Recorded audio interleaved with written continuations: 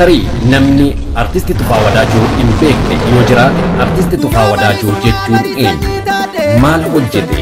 Artiif maal gumaache kan jedhu. Artisti Tufaa Wadaajoo bara 2000 jaalala artii Oromoof qaburraan kan ka'e sirboota qabsoo nu fakkaatanii nu nyaatan ijoolleen Oromoo garaa hin jabaatan jedhu Oromoof gumaachee keessatti sirboota 12 wellisuun kaaseta isaa jalqabaa gurra dhaggeeffattootaan gahu hawaasa Oromoo jaallatamaa biratti fudhatamummaa guddaa argatee jira. Artisti Tufaa Wadaajoo caalumatti fedhii fi dandeettii artiif qabu cimsachuu fi hojii artii keessatti qooda guddaa fudhachuu eegale. Barreeffamoota gumaachaa ture keessaa diraamaa raadiyoo dheeraa Furmaata jedhu 757 yookaanis kutaa 57 uummata isaa biraan ga'ee jira.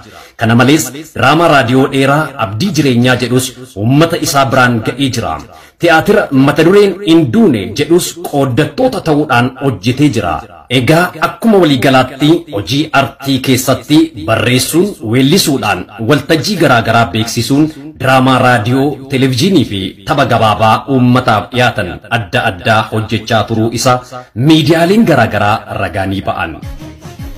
Abbaan kennaa dilbii hayyuun gooti sabaa mootiin sagalee kiilolee tokkeen qixxee dhibbaa artiist Tufaa Wadaajoo beellama geemaa qaba.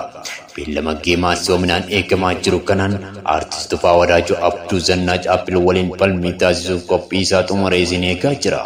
Falmiin geemaa kunis dirree tiktookii irratti Juulaay 19 bara 2025 galgala keessaa sa'aatii 4 akka Itoophiyaatti 9 PM akka South Africaatti 11 PM akka Dubaayitti 3 PM akka Ameerikaatti gaggeeffama. Maarree Sabaa hundumti keenya gamtaadhaan mana artiist Tufaa Wadaajotti argamu. Tapha Flink Sheer Tolchaa Virtilee Joobsaa tapha keenya haboonsi hojjechaa waamicha kabajaa isin dhiyeessa.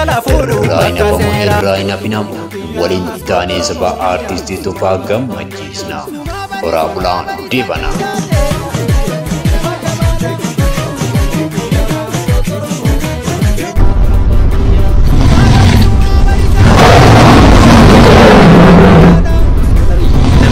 Artisti Tufaa Wadaajoo hin beekne yoo jiraate artisti Tufaa Wadaajoo jechuun eenyu? Maal hojjete? Artiif maal gumaache kan jedhu. Artisti Tufaa Wadaajoo bara 2000 jaalala artii Oromoof qaburraan kan ka'e sirboota qabsoo nu fakkaatanii nu nyaatan ijoolleen Oromoo garaa hin jabaatan jedhu Oromoof gumaachee keessatti sirboota 12 wellisuun kaaseta isaa jalqabaa gurra dhaggeeffattootaan gahu hawaasa Oromoo jaallatamaa biratti fudhatamummaa guddaa argatee jira. Artiist Tufaa Wadaajoo caalumatti fedhii fi dandeettii artiif qabu cimsachuu fi hojii artii keessatti qooda guddaa fudhachuu eegale. Barreeffamoota gumaachaa ture keessaa diraamaa raadiyoo dheeraa Furmaata jedhu 757 yookaanis kutaa 57 uummata isaa biraan ga'ee jira. Kana malees diraamaa raadiyoo dheeraa Abdii Jireenyaa jedhus uummata isaa biraan ga'ee jira. Tiyaatira mata dureen Induune jedhus qooddattoota ta'uudhaan hojjetee jira. Egaa akkuma waliigalaatti hojii artii keessatti barreessuun, weellisuudhaan, waltajjii garaagaraa beeksisuun, diraamaa raadiyoo, televezyiinii fi tapha gabaabaa uummataaf dhiyaatan adda addaa hojjechaa turuu isa miidiyaaleen garaagaraa ragaanii ba'an. Abbaan kennaa dilbii hayyuun gooti sabaa mootiin sagalee kiilolee tokkeen qixxee dhibbaa artiist Tufaa Wadaajoo beellama geemaa qaba. Beellama geemaa soominaan eegamaa jiru kanaan artiist Tufaa Wadaajoo Abduu Zannaaj Appil waliin falmii taasisuuf qophii isaa xumuree isin eegaa jira.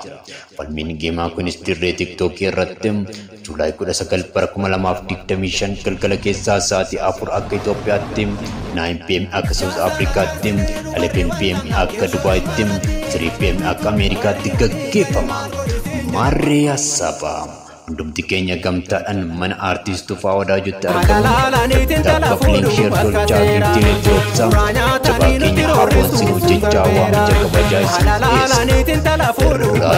Irraa hin hafinamu waliin taanee sabaa artiistii Tufaa gammachiisna. Horaa bulaan deebana.